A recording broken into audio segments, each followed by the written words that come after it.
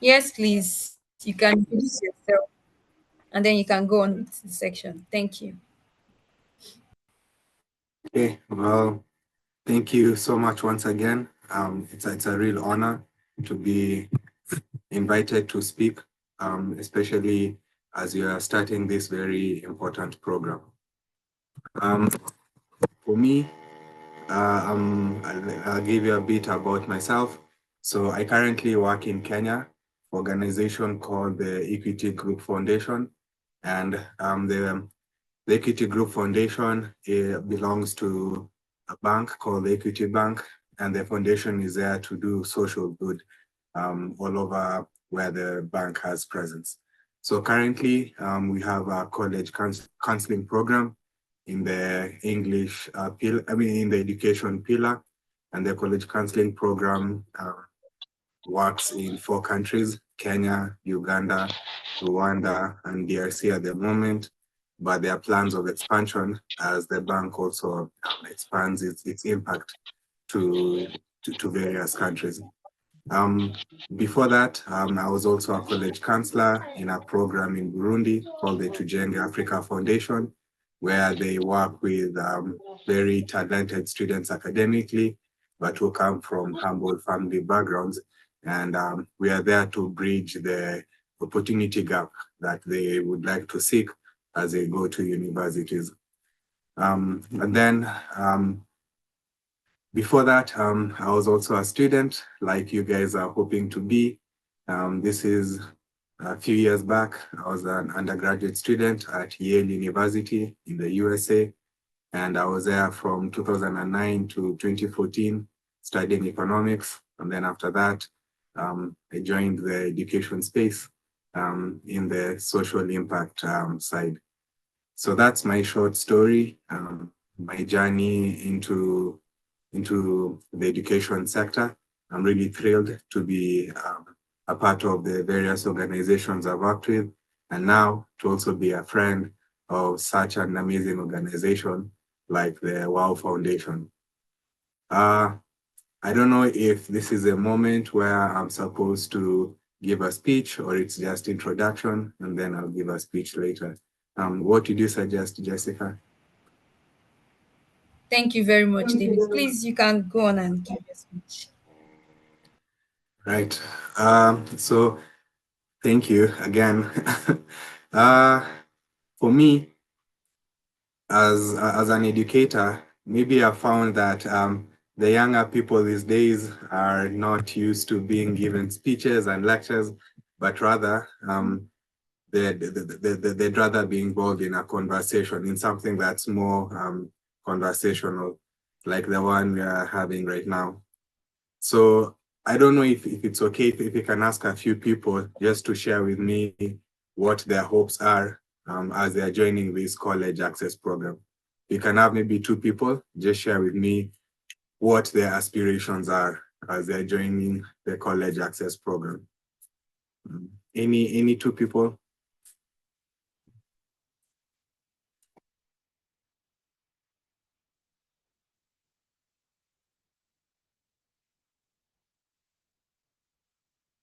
Any brave volunteers? Sorry, you may come again to tell us what you want to discuss. Oh yes, could you please share with me what your aspiration is as you're joining the college access program? What are Thank you looking forward thank to?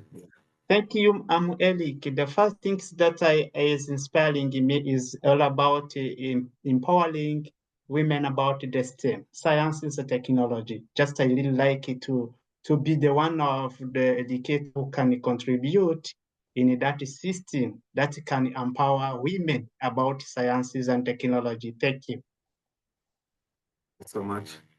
Um, One other person, please.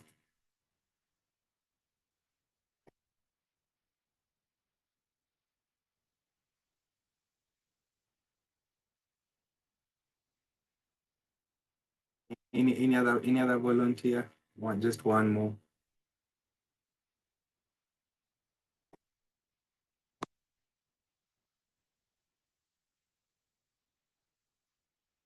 It's fine. I think with that we can, sorry, yeah. Is someone trying to say something? Yes, please. Okay. Can I go ahead? Yes, you may. All right. Well, I'm Miriam Egbuda from Nigeria, and I'm an educator. Passionate about helping students get access to opportunities that help them grow and learn and become better. Yeah. So I hope I am, hoping that through this program, my students will be able to get access to these opportunities. Thank you. Thank you so much. And I think we've heard from two educators who've talked about empowerment. They are there to help their students to be more empowered than they are right now. And that's exactly what college counseling is all about. You're there to be the bridge between opportunity and potential. So I'm sure you'll work with students who are really, really, really talented, but now you've come in as now the bridge to help them access the opportunities that will guide them to expand their knowledge and to try to realize their full potentials. And I'll just maybe give a small story about someone that I'm sure you can look up. I'll try to find his name. But this is someone I met when I was a second year student at Yale, and we were hosting a session where African students were coming to campus, and we were just discussing issues that were important for us at that time. And during that time, there's this student, he's from Nigeria. I remember he's from Nigeria. And when he came to our school, we were hosting students coming from elsewhere. So the African students on campus were given the hosting responsibilities. And one of the people I hosted was a gentleman from Nigeria. So he came in and he told me that he's from so he was from a small college in the US. And I really, to be honest, I don't remember what the name of the college was. But when he came, the gentleman was very excited to be there. He was a freshman, he was a first year student, and he was talking about, oh, he'd like to study medicine. He'd like to, he was really passionate about biology and medicine. I didn't really think much about it. We stayed in touch a bit. But 3 years later, I found that he moved from the small school that he had been admitted to, and he was able to transfer to a school called the University of Pennsylvania, and it's in the US as well. If you know a bit about the schools in the US, University of Pennsylvania is an Ivy League, so one of the top ranked schools in the US. And the funny thing about that school, University of Pennsylvania, it's one of the only schools that accepts transfer international students and gives them full financial aid, meaning that if a student comes there as a transfer student, meaning they're coming in from, they're going to start their second year mostly, then universities in the US usually don't have funding for international students. But one of the schools that does that is University of Pennsylvania, and it's that gentleman was able to find his way to that school. So from a small liberal arts school to one of the biggest universities in the US. And for me, so I asked him, that's 3 years later. I've also moved on with studies a bit. And then I reached out to him and asked him, how did he make that move? And he actually made it through people who believed in his potential, like the teachers that we have here. So when he was in that small school in the US, he reached out to the professors who he felt they really understood him. And he asked them, they asked him whether they can allow him to transfer to a school that can really contain the potential that he has. And the teachers did it. The teachers in his schools guided him on the process of how to do it. And he went to the University of Pennsylvania for his undergraduate. But when he was there, he really did a lot of positive things when he was there. And he managed to start a nonprofit. And now that I think of it, I think he's actually from Ghana, because he started a coffee organization called Coco 360. But I'll look up the name for you and then I'll share it with Jessica. But the gentleman went from starting his own small grassroots organization in Ghana to help coffee farmers, because that is the occupation of his parents. And then he still pursued his pre-med ambition, and he studied biology when he was at University of Pennsylvania. And after that, guess what? He's now at Yale University doing medicine and still running his Coco grassroots organization in Ghana. I'll find his name for you and then I'll share it with Jessica. But I think that is a very inspiring story of a gentleman who came from Africa with a dream, went to the US, and the people there saw his potential and they helped guide him to a place where he can now really spread his wings and try to achieve the things that he had set his mind to. So with that, I guess, short introduction and that short story about our personal experience with someone who was helped to access better opportunities, I just like to summarize in short the main message that I'd like to share with you, which is, what is college counseling all about? So this program is all about connecting students who have potential to the opportunities that will help them realize these potentials. And this is where we come in as teachers, this is where we come in as instructors, and even as supportive structures for the students who are trying out their luck in reaching these opportunities that seem very, very ambitious. And then for the students, it's not an easy journey for them to pursue. And especially at this day and age where people are questioning a lot of things, including their own, who they are as a person and their values. So it's an incredible time for the students to really question who they are and who they'd like to be. I'm sure they'll be pushed to their limits, but if you are there, if you put enough support structures for them, then they can handle the stress that comes with the process, and they'll be able to get to the end of the program and get something out of it. And then our role as counselors and educators is simply to support the students and act as a bridge. So we should not act as barriers to their success, but we should act as bridges. And I believe that's why we are all in this journey with the WAAW Foundation, to help students access academic opportunities that are there, out there in the world. I think with that, I'll end my short, let me call it, I hope it was an attempt at a conversation. But if there's one takeaway that you can take from what I've said, is just that let's help students realize their maximum potential. And for the students, you'll be pushed to your limits. So find those support structures that can help you absorb that stress and move on, so that you can get to the end and get something out of the program. I really don't have much to say. That's what I have prepared on my end.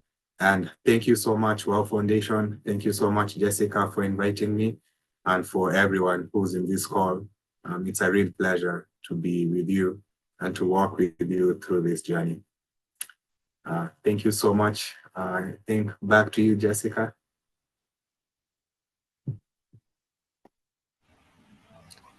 Thank you so much, Mr. David. The story was truly inspiring, and I believe it has inspired some students today and encouraged them on this journey. Thank you very much. If anyone has any question, please, you can bring it up right away. Otherwise, I will go into throwing more lights on what we do here today. If anyone has a question for Mr. David. I have it. I have question. Yes, please proceed. Okay, thank you, Mr. David, for sharing your journey, for sharing as testimony as the one who has been joining and enjoying the program. So I would like to ask you, when this college of counseling has been starting and by whom? The first question, when this college has been started and it has been started by whom? Um, I don't know if I understand the question correctly. Maybe Um, are you asking the WOW College Access Program? yeah, don't, just I'm asking you, when this program has started, when at which when it has started, and the second one, who started it? I believe Jessica can help with that question, answer that question. That the first one. The second one is this. So as the educators, we want to support our students to discover their potential. All right. And then we would like to ask you, as the Lord of educators, to make or to put more effort or to motivate our students, what could we do rather than now teaching them, rather than showing them the opportunities? What could we do so that we make them successful in this program? Thank you. Thank you so much. And that's a very important question that I think a lot of educators we worry with. How do we help students to continue being motivated, especially as they're going through a journey that's full of hope and aspiration for them. Now, on my side, I think the thing that helps students most is for them to understand that they have people who support them in whatever they are doing.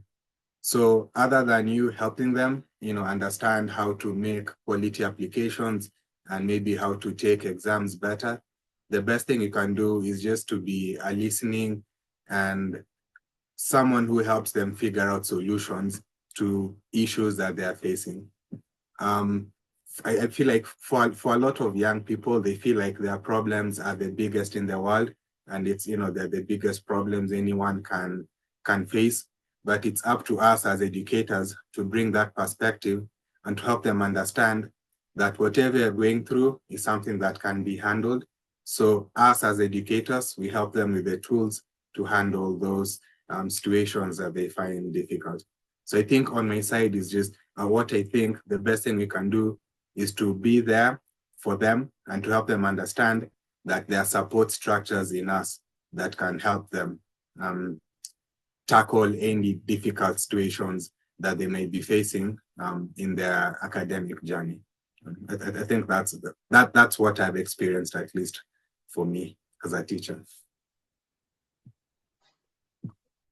Okay.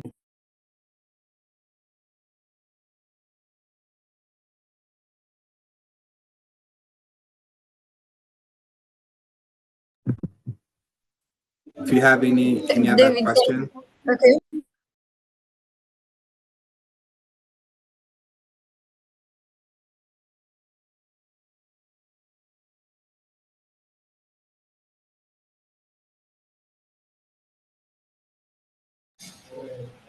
Okay, I don't know if there is any other question. Mr. David, thank you for taking the question. Okay, so Eric, you were asking who started the program and all of that. So we, like I said earlier, this is a collaboration between WAAW Foundation and the HALI Access Network. All right. So the HALI Access Network works with WAAW Foundation to bring this college counseling program to students to bridge the gap between students and assessing education, college education, higher education, especially in the US and in other countries. And that is why we tag this program is HALI stands for High Achieving Low Income. So we are targeting students that are good students, the students are brilliant or they perform well, but due to financial problems and low income, they are not able to access education. So what we do is to help these students and provide guidance for them to access education. That is the HALI program.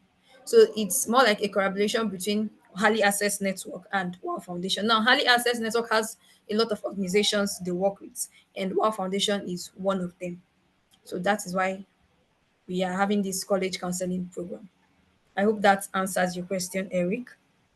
Yeah, you're answering, but I have also some question about related to that answer. I have some question also. Can I ask? Okay, please go on.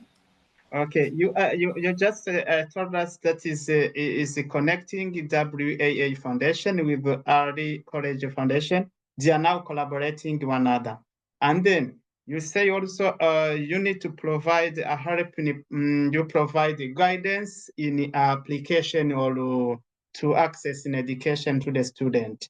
So I want to ask which students are allowed to apply for this program.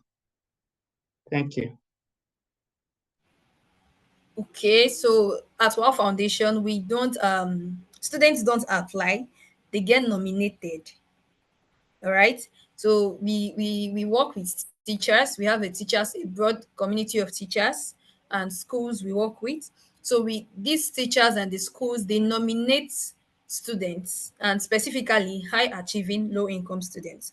Also, we have our college fellows that go to secondary schools for their outreaches.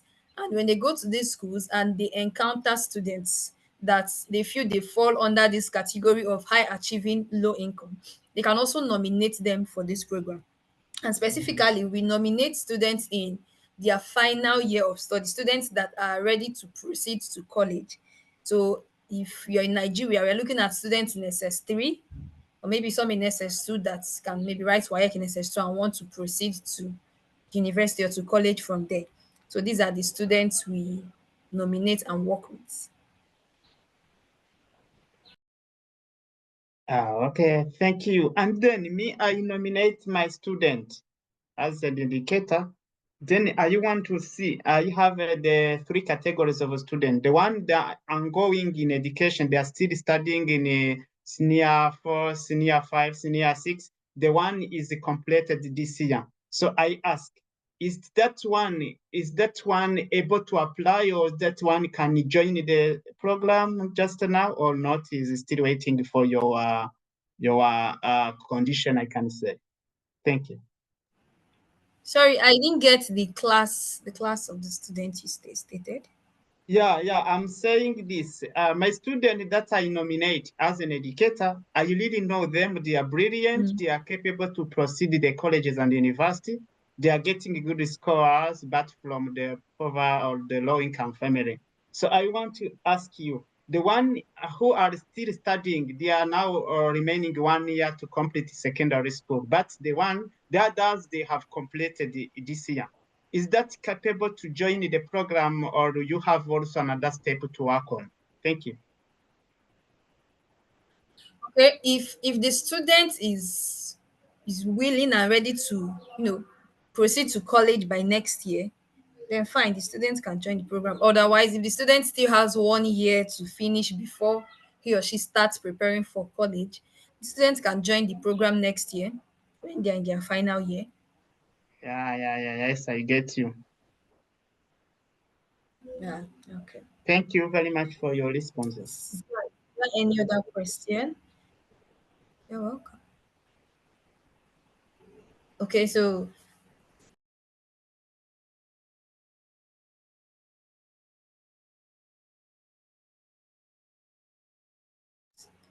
thank you, Mr. David, and thank you, Eric, for the question. So now I'll be throwing more light on the college counseling program and what we do specifically at WOW.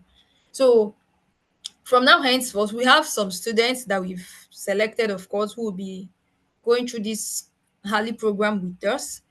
And there are some things we need to look out for. So now we are speaking not just to the students, but to the educators as well. Now, I need to talk about the role of the educators and the counselors.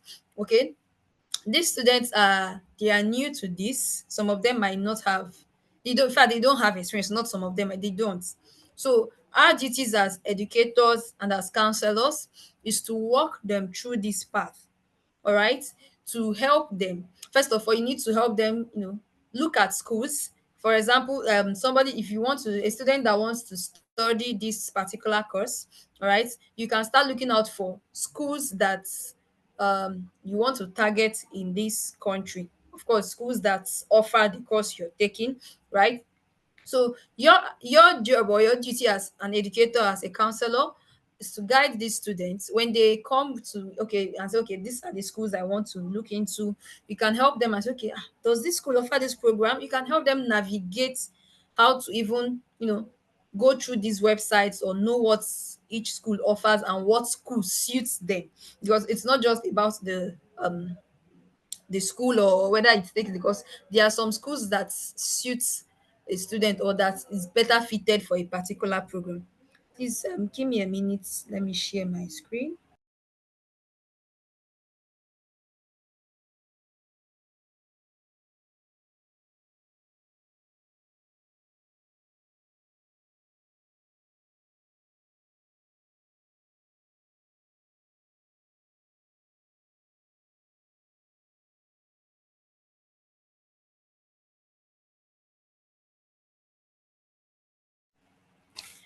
Okay, please, can you see my screen? Yeah, we are seeing. Okay. So the slide up is one of the slides from the HALI Access Network. And this slide is, it talks about applying to US schools, right? And what you need to look out for and what you need to know before you apply to these schools, because you don't just stand up and say, I want to go to this school. You need to look out for certain things and know what works best for you. All right. So now you need to know whether you're looking at a liberal arts education, let's say broad exploration of subjects in the first 2 years, they focus on the major course in the later years. You also need to check whether you want to consider a college or a university. Colleges, of course, they offer only bachelor's degrees, but universities offer both undergrad and graduate degrees. And then you also want to consider, are you looking at a public university or a private university, right? Public universities, they offer limited scholarship for international students, and the private universities or colleges offer more generous funding. So you need to consider this. So when you look at a school and you select a school, you need to know, is this school a public school or a private school? What are the opportunities available to me as an international student in this school? Okay, so you don't just apply to any schools. You need to tailor, let me use the word tailor, the schools to your specific need, right? And then who should apply to the US? I mean, it's not only this, I'm using this as a case study. It's not only the US you can apply to, you can apply to other countries, the UK, Germany, and the rest of them. But who should apply to the US? Let's use the US as a case study. We work with students who perform very well academically, mostly A grades, right? And then your standardized test scores, you need to have a very high score. So some schools require the SAT exam, and you need to have a very high score for your SAT exams, right? And then students who are engaged in extracurriculars, this is very important. You should be able to showcase your leadership skills and what you do aside school. It shouldn't just be about school and book. What else do you do aside school, right? And then you should be able to adapt to change. Okay, these students, how is this student able to adapt to change? So now we encourage our students, especially those of us from, of course, from Africa. It's really not easy to, survive in Africa specifically. Going to school. I know there was a period that we had the corona and schools were shut down and all of that. So these things really affect our students, right? But we still see some students that scale through this and they still excel. So these are things that they look out for. And it should be noted that you should be able to tell your story. That is one thing we always encourage our students.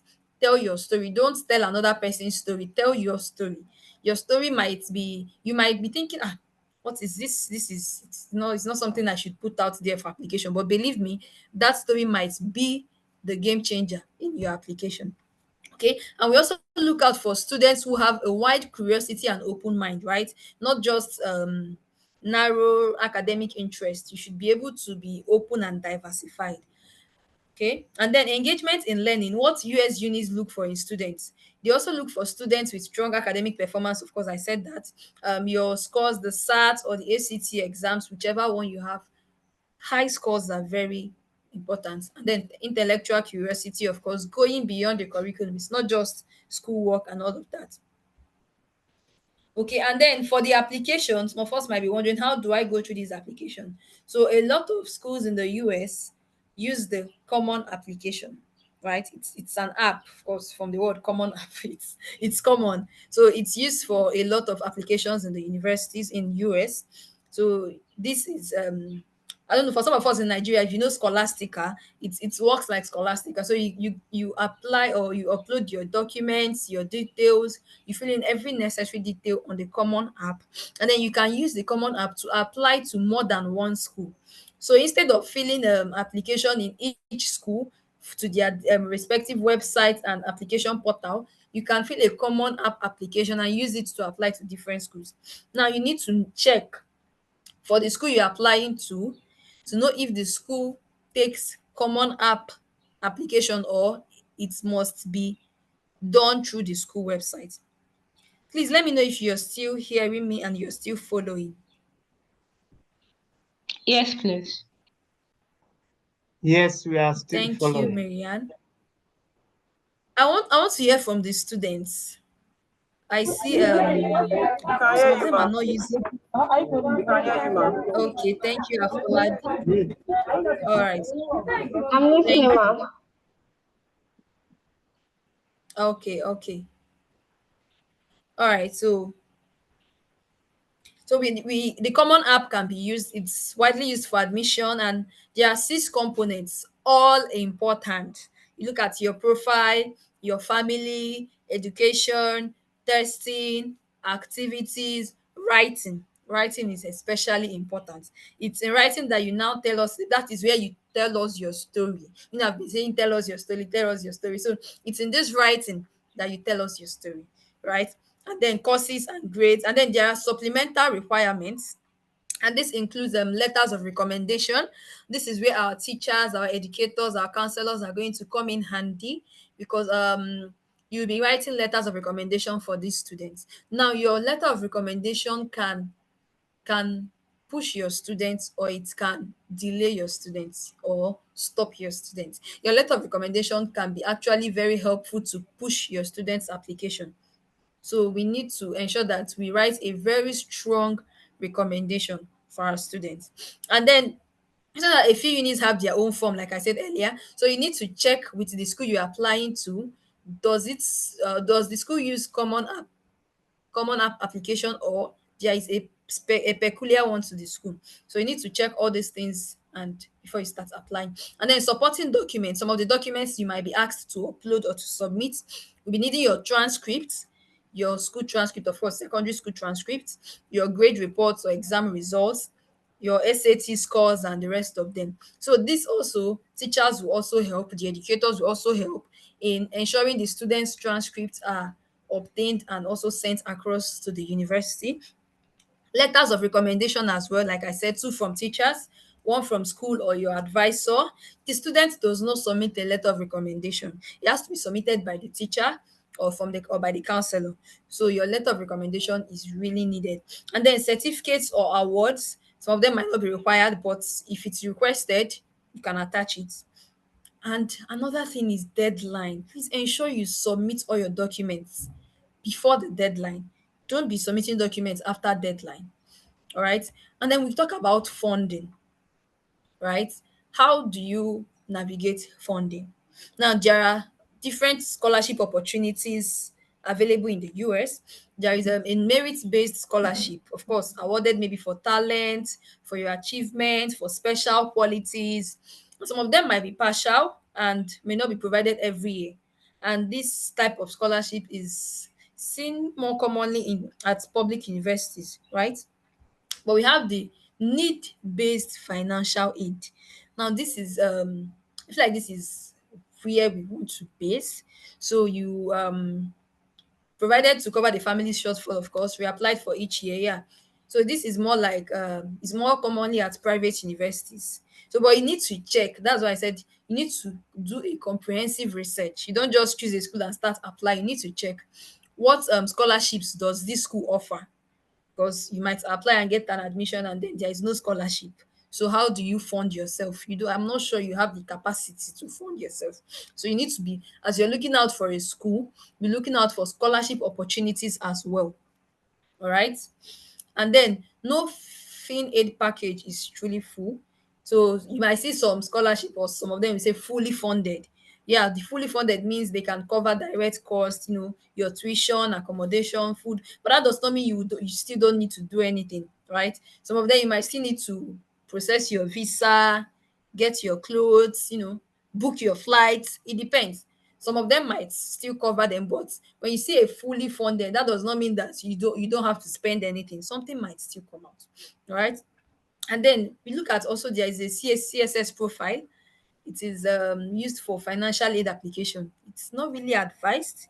And then another thing also is application fee waiver, because if you're applying to these schools, you also have to pay an application fee. And for the schools in the US, it ranges from $50 to $75, 100 and above. And I know some of our students cannot afford this.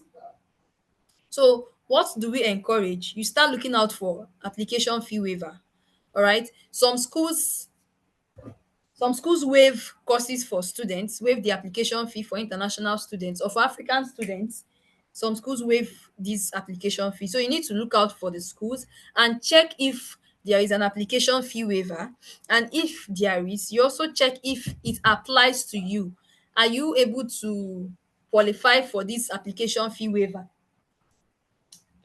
Can you get this waiver if you apply, so that you don't start application and then you get stuck when it's time to pay the application fee? I hope we are following, please. Yeah, we are Is following. anyone lost at any point? Any question? Yeah. No, we are following. We are following, ma. Thank you. Yeah, So the next thing will be speaking. Okay. The next thing we'll be looking at is timelines and the deadlines, right? So we encourage our students to submit their applications early, very early. There is the early decision and there's early action, of course, in the US. So for early decision, it is exclusive, but we still encourage students to apply. So if you can submit your application by early decision, you have a higher chance of getting admission. All right. And if you submit your applications early, it's slightly less competitive and you have a higher chance of getting, because most of these scholarships or funding, they open up very early. And if you don't get to meet up by then, you might not have anything left. Even if you get admitted, you might not have funding for that, and then you might have to forfeit the admission. So this is like a quick rundown of what you need to know to apply to universities in the US. So if anyone has a question or you have something to tell us, please let me hear you.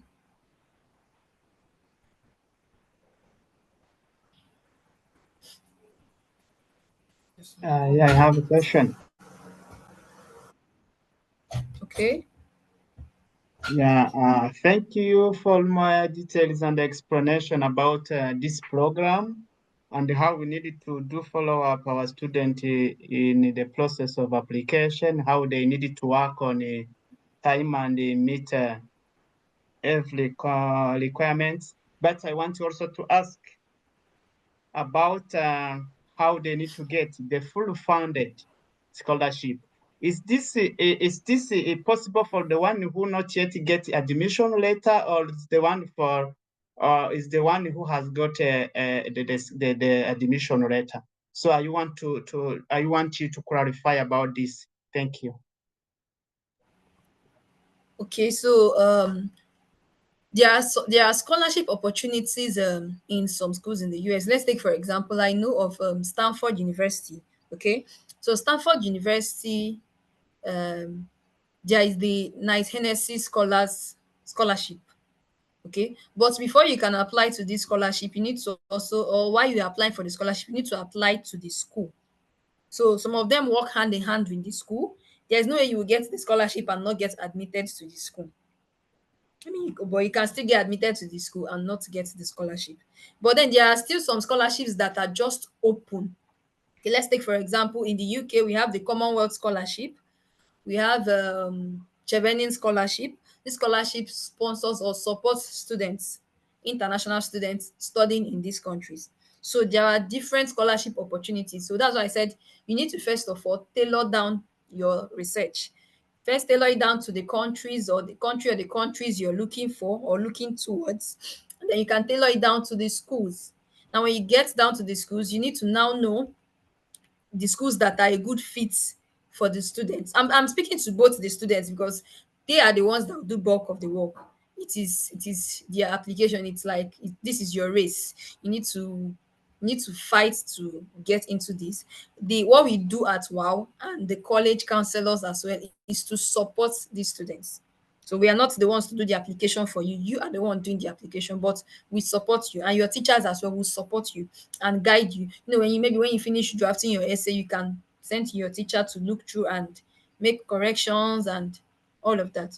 All right. So, but there are still some scholarships that are specific to a school. So that as you're applying to that school, you can also try to apply to for the scholarship. And there are scholarships that are generic, not tagged to a particular school. But if it's within in that country, if it's within the range of, if the scholarship applies to the country you're applying to, then you can apply for that. I don't know if that answers your question.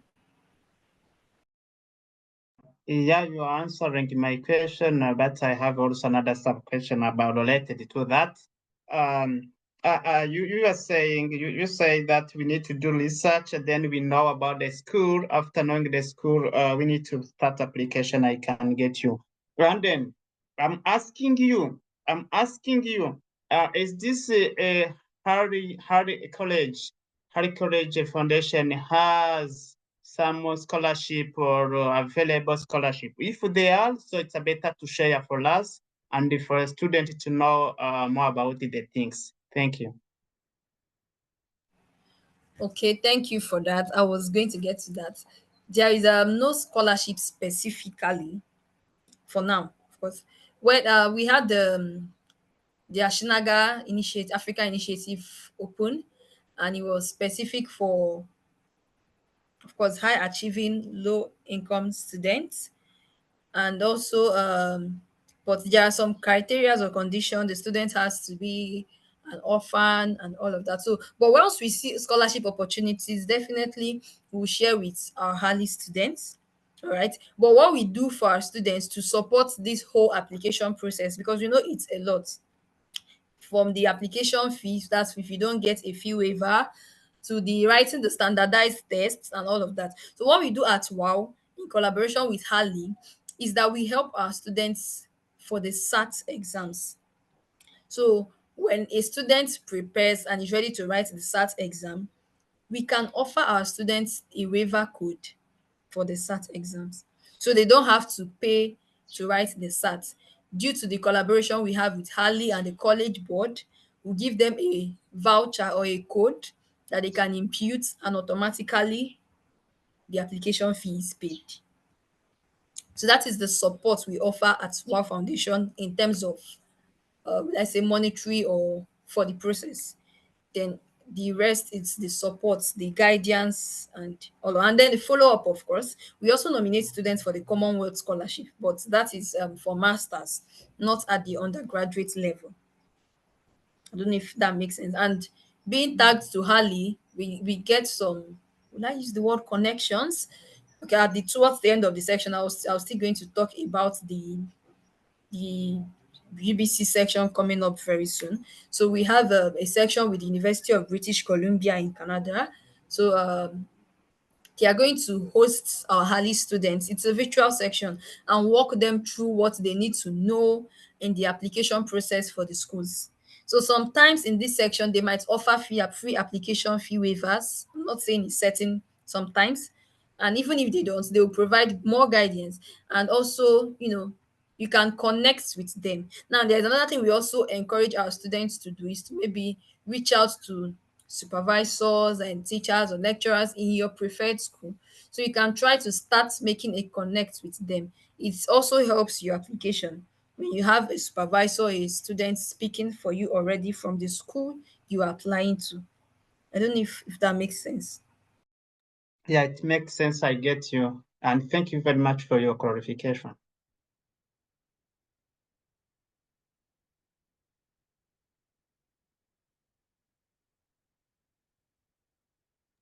Okay, thank you very much. So I want to hear from the students, please.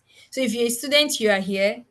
I want to hear from you. I think I'm seeing I don't know if it's about three or four of us.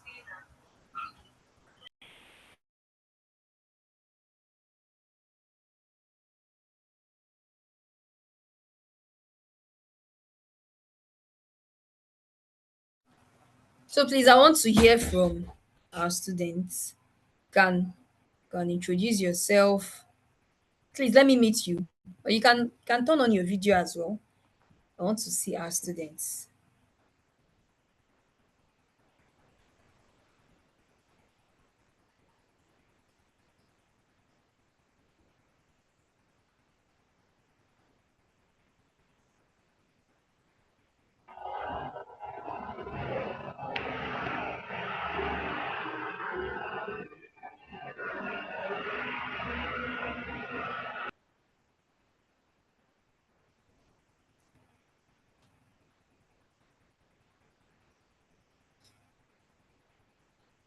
Okay. Okay, so while we are waiting for them, um, I'll go through and highlight some of the things we have next. So for now, after today is like the official opening of this HALI College Counseling for this year. And after now, what's next on our plan? So, like I said, please plan to attend the upcoming HALI info section with the University of British Columbia on Thursday, August 14th from 3 p.m. to 4 p.m. The meeting link will be shared in the WhatsApp group as well. So make sure you've joined the WhatsApp group. Then begin from now, so you can start researching potential schools and countries where you would like to apply. So you consider programs that align with your academic interests, scholarship opportunities, and the support available for international students. Now, starting early will help you build a strong application. All right. You don't need to start when it's like rush hour, when it's like maybe 2 weeks to the deadline for application, and then you start rushing. So start early. Application for 4 sections begins from August, September. So if you're targeting a fall section next year, now is the perfect time to start your applications. All right. And then start drafting your personal essays. I can't emphasize how important your essay is. It's an important part of your application where you tell your story, you showcase your goals, and you reflect on how your background has shaped you. There are some of us that our background is the reason why we are the way we are today. So tell us this story. And of course, we are here to support you with guidance and feedback along the way. And also, if you're planning to write the SAT, so now you need to know if the school you're applying to requires SAT scores. So if you're planning to write the SAT, now is a great time to begin preparation. All right. So you can use free tools like the Khan Academy or College Board. The Khan Academy on the website, you can practice SAT questions. All right.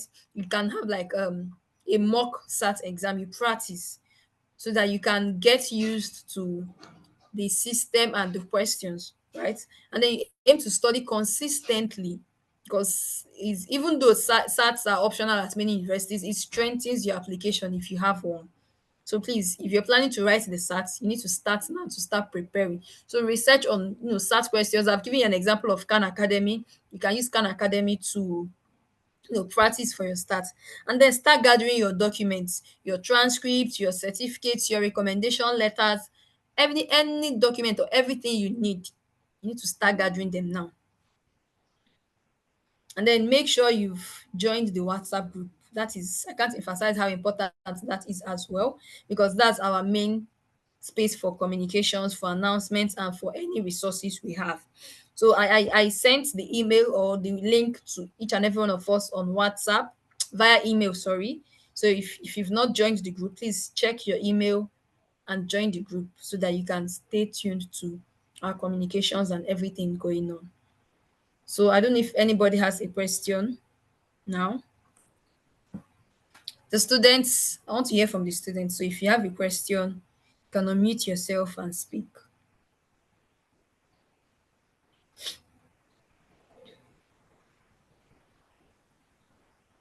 Hello, do we have our students here?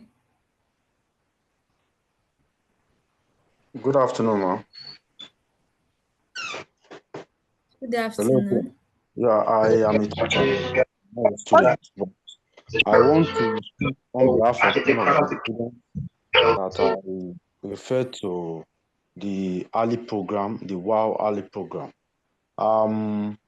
The students, for one reason or the other, because he doesn't have a browsing phone, so that's why I'm here on his behalf. So if there's any way, my question is there any way by which this session, maybe it can be, revisited or sent to the WhatsApp group so that one can play this session to the students, so that he can have an idea of all that have been said and he can follow through also. Thank you.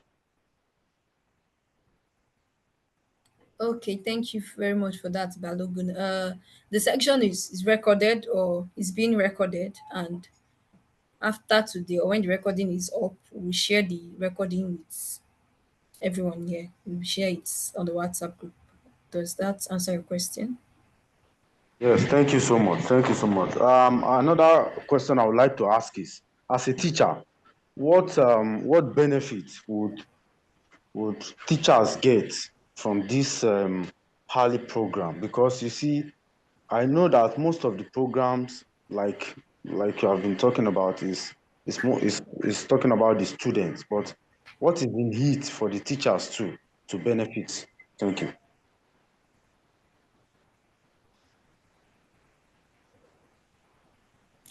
Okay.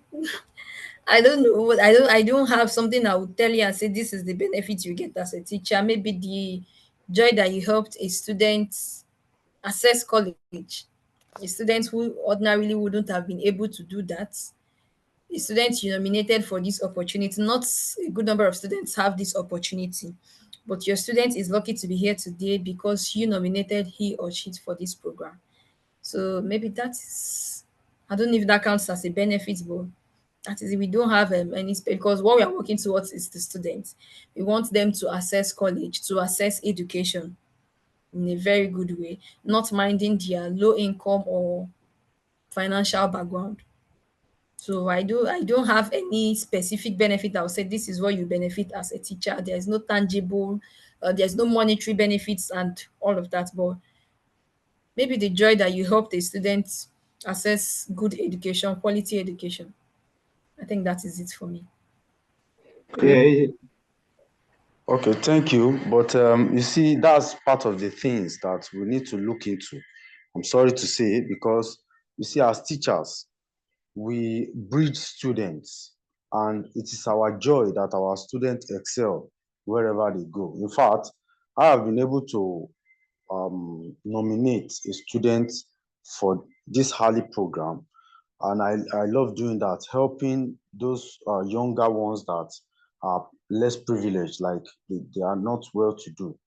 But having said that, however, it doesn't really mean that I think maybe the organization needs to also look into, how teachers also can benefit, because you see, it's a form of motivation for the teachers. Okay, so I'm not talking about monetary. It can be anything. It can be in terms of training. It can be in terms of maybe even this application you are talking about for teachers who are interested in, going abroad. It can be anything, but just to motivate teachers. And I know that even this program, not all teachers that, particularly the region where I am in Lagos, particularly in Surulere, that are aware that this type of a thing is going on.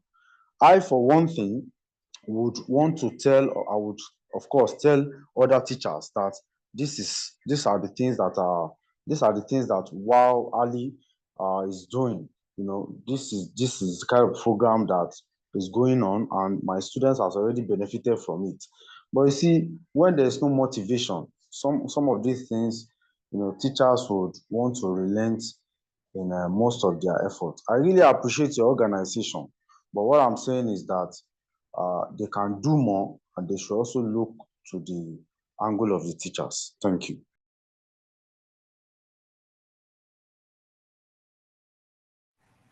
Okay, thank you very much, Balogun. Like you said, we at WAAW generally we value our teachers a lot, and we have a good number of programs and opportunities we do for our teachers. This year alone, we've had a physical teachers training at Kaduna, where we trained our teachers there. We've had a virtual section. June, we had an introduction to artificial intelligence in education section. And before the year runs off, we'll definitely have another virtual section for our teachers. So we don't relent in efforts to train our teachers because we know that it's like we can't, how do I put it? We have to train the people training our students. So our teachers are very important. And when we see opportunities open for them, even when we have our usual summit and all of that, we also invite our teachers as well. So, but specifically for the HALI program, there is no training or, but we'll look into that. I think that's a nice suggestion. Thank you very much for that.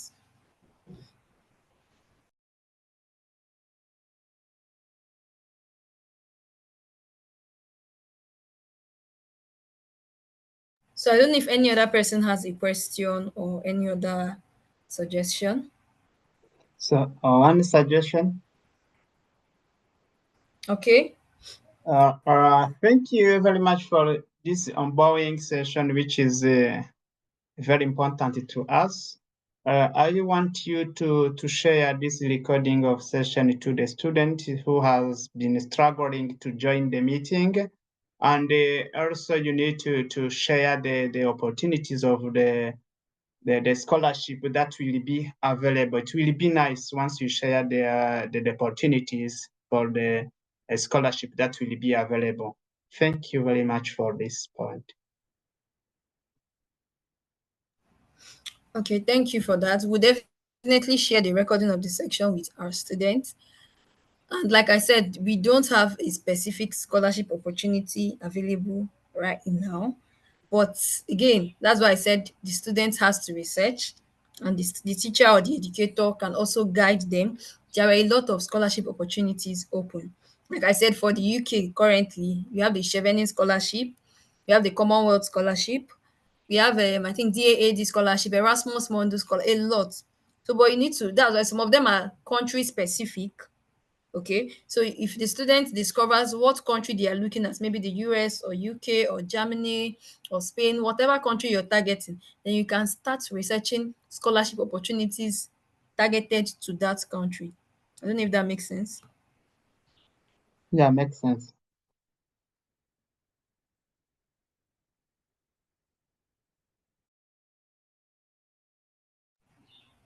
All right, thank you very much. So after now, for our students, I'll be sharing a draft with you all. So every student has a WAAW tagged counselor. That's a WAAW fellow who will be supporting them as a counselor. And then they also have their educators or teachers that nominated them for this program. So technically, every student has two persons they are looking up to. They call their WAAW counselor and their educator. And of course, me, I'm available to everybody and to every student. So we'll be sharing that draft as well. So you can start connecting with your counselors. They serve as your mentors as well. You can start connecting with them. And once you start researching on the schools you want or what you want to do, you can start reaching out to them or sharing your progress with them. I don't know if that makes.